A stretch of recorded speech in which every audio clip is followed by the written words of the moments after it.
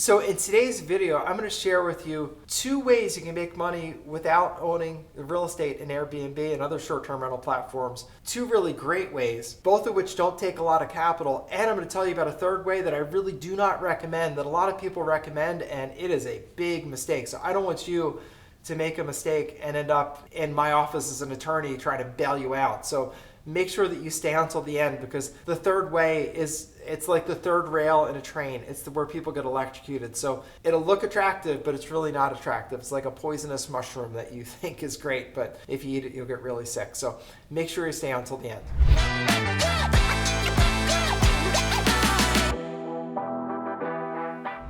So Airbnb is sort of generic for short-term rentals. And there are, of course, several platforms. There's Airbnb, there's Vrbo or VRBO, vacation rental by owner. So these short-term rental platforms really are marketing devices where they'll bring in the customers, which is great news for you as an entrepreneur, because that's really hard in most businesses and very expensive. But Airbnb and Vrbo will literally bring you the customers. But the question is, how do you do this without owning real estate? Seems completely counterintuitive, right? Well, here's the secret.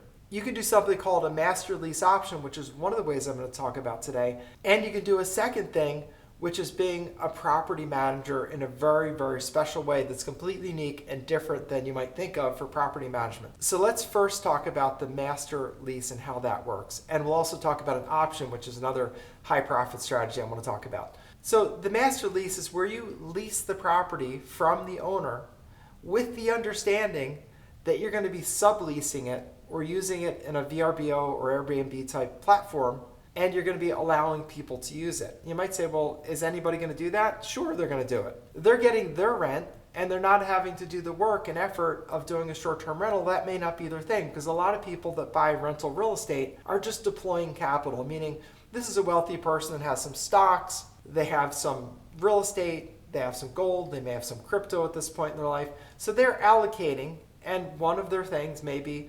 apartments or homes that they offer for rent. But they're not looking to get a job or to do a lot of work. Instead, they're just looking to have assets, meaning money, deployed in a certain category, one of which is real estate, because all rich people own real estate. It's one of the cores of any good investment portfolio. So they don't want to do your job. They don't want to be the person, attracting customers. They don't want to be the person, taking calls when there's a sewer backup in the middle of the night. They don't want to be doing that. You're the one that's going to be doing those things, meaning the day-to-day responsibility.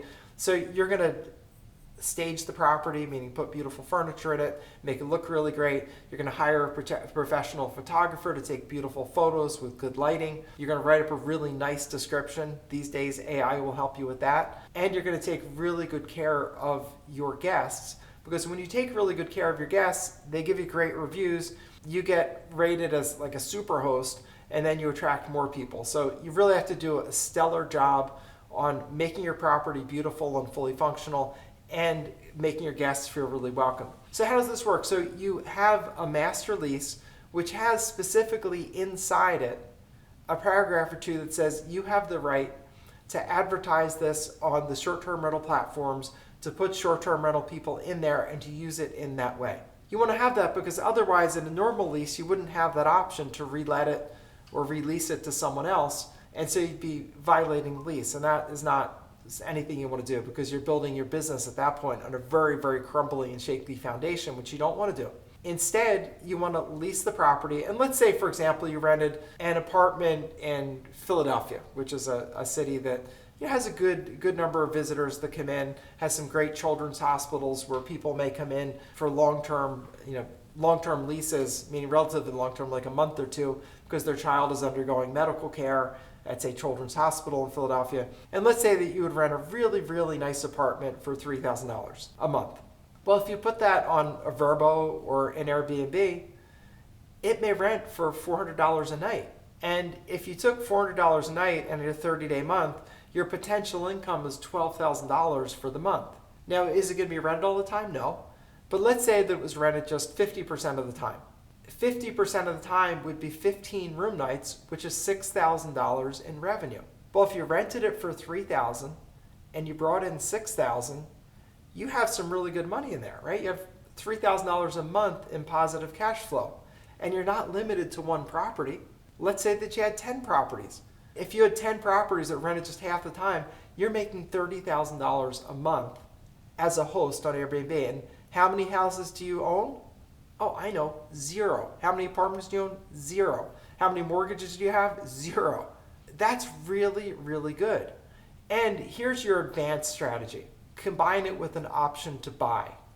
If you combine it with an option to buy, once you have a unit that's doing really well and say you're making, $5,000 or $6,000 a month on it, well, you would probably want to own that, and you would know that it's a good unit, and so you'd say, all right, I can buy this thing, and you could pay it off probably in 3 or 4 years, pay it off and own it free and clear just from the profits from renting it as a short-term rental. But essentially you get almost a free trial because you come in as a tenant under a master lease, and if you have the option to buy it, and buy it at fair market value, whatever that is, then you buy it when and if it's working out, because the cash flow from the business would allow you to qualify for a mortgage. That's an advanced strategy. I'll talk more about that in another video, but I just wanted to put that idea in your mind. But the basic here is that you're leasing out properties with the specific right to sublet it out and use it on one of these platforms. And you can build a very, very solid business. And you could also build very quickly, because say that you put a unit into the market in January and it works out January, February, March, well, you'd be out looking for more units. And all that you're doing is trying to be a master tenant. So you're going to talk to a couple landlords, and people will do business with you for sure, because all they want is to rent their places. And you'll soon maybe build 3, 4, 5 units, and then 5, 6, 7, 8, 9, 10 units. All of a sudden, you may have 10 or 20 units out there working after a year or two, where you're making really, really good money. And the goal here is be a super host. Be a person that people say, that person was great. My unit was ready. It was beautiful. I had any issues, they got straightened out. Everything was in good shape. I got a couple of extras. Those are the things that you can do. That's very easy to understand.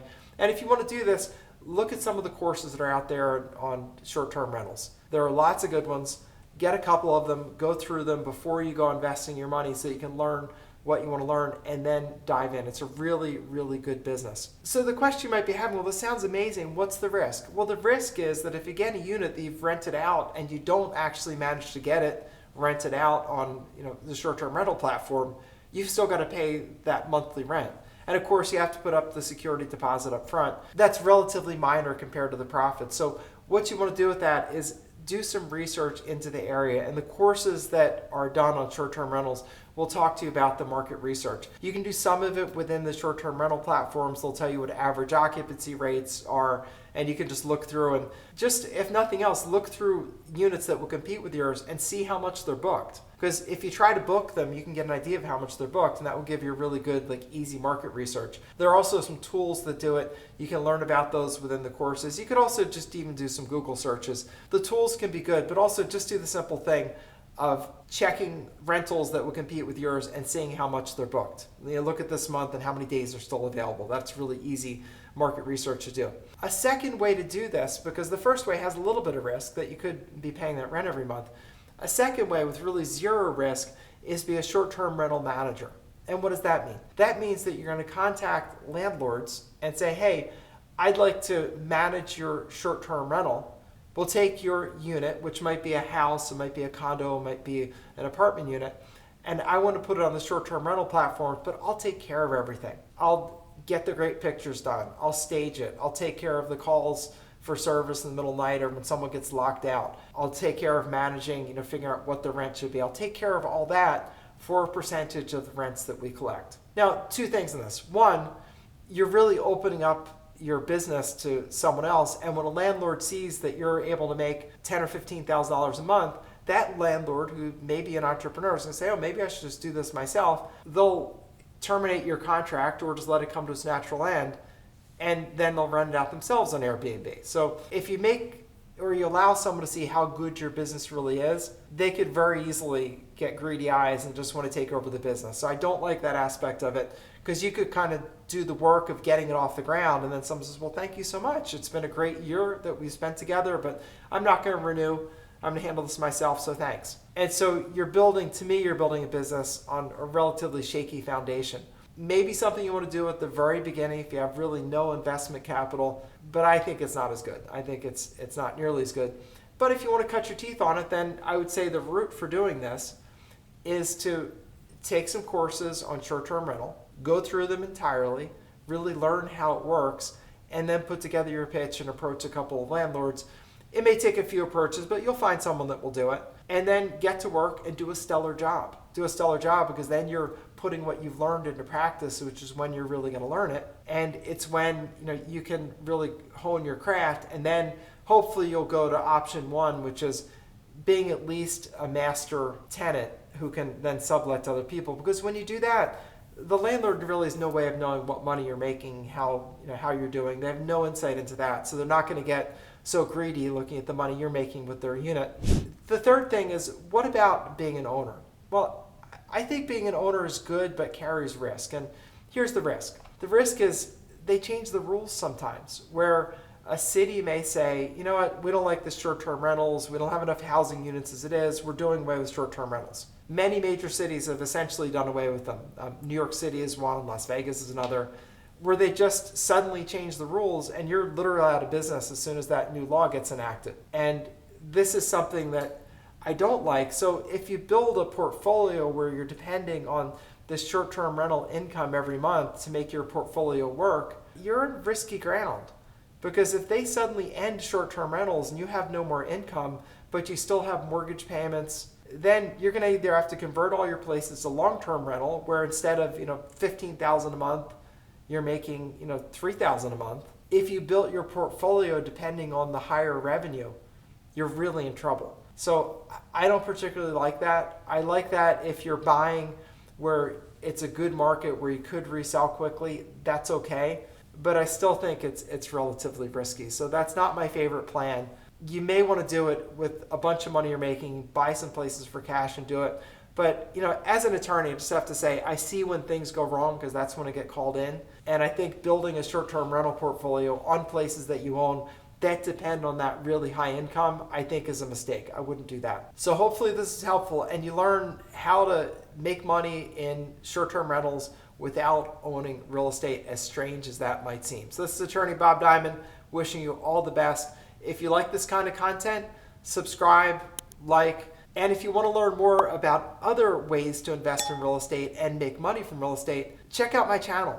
I address all the different ways of making money in real estate, because I've been doing this since 1989. So I've kind of done it all, from development to house flipping, to apartment owning, to vacation houses, to a weird little niche called Overages that I do now. So there's all kinds of good content in here, all meant to help you be successful from the start. Thanks for listening, and I'll see you next time.